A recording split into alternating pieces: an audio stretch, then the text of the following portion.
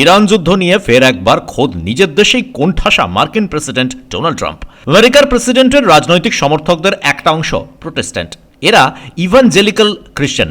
তাদের বেশিরভাগই মনে করেন ইরান যুদ্ধ ও অভিবাসন নীতি নিয়ে ডোনাল্ড ট্রাম্পের যে অবস্থান তা কখনোই এই খ্রিস্ট ধর্মাবলম্বীদের বিশ্বাসের সঙ্গে সামঞ্জস্যপূর্ণ নয়। এই প্রোটেস্ট্যান্টদের একটা বড় অংশ এতদিন রাজনৈতিকভাবে রিপাবলিকানদের সমর্থন করে এসেছে।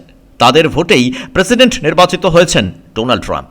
কিন্তু ইরানের বিরুদ্ধে যেভাবে যুদ্ধ করেছেন মার্কিন প্রেসিডেন্ট ডোনাল্ড ট্রাম্প, তা কোনোভাবেই মেনে নিতে পারছেন না এই খ্রিস্ট ধর্মাবলম্বীদের একটা বড় অংশ। ইভানজেলিক্যালদের 54% বলছেন ইরানে যেভাবে মার্কিন আগ্রাসন চালানো হয়েছে তা একেবারেই ঠিক নয়। তাদের বক্তব্য, খ্রিস্ট ধর্মের ব্যাখ্যার সঙ্গে এটা একেবারেই যায় না। তবে এই ধর্মাবলম্বীদের আবার 41% মানুষ ট্রাম্পকেই সমর্থন করেছেন। একই সঙ্গে আমেরিকায় অভিবাসীদের জন্য যে নীতি নিয়েছেন মার্কিন প্রেসিডেন্ট ডোনাল্ড ট্রাম্প, তাকেও এই খ্রিস্টান সম্প্রদায় বেশিরভাগ মানুষই সমর্থন করছেন না। 51% মানুষ বলছেন প্রেসিডেন্ট ডোনাল্ড ট্রাম্প যেভাবে অভিবাসীদের ওপর ভুল নীতি চাপিয়েছেন তা খ্রিস্ট ধর্মের মূল্যবোধের সঙ্গে যায় না। 44% মানুষ অবশ্য এর বিপরীত মত দিয়েছে।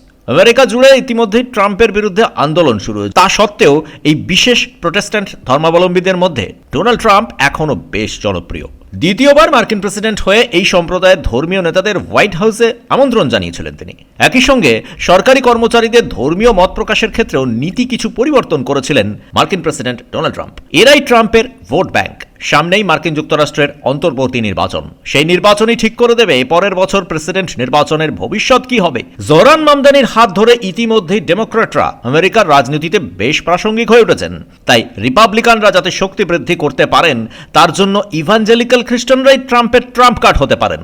তারা যত ইরানের বিরুদ্ধে যুদ্ধে ডোনাল্ড ট্রাম্পকে সমর্থন নাই বা করুন। ব্যুরো রিপোর্ট, পূবের কলম ডিজিটাল।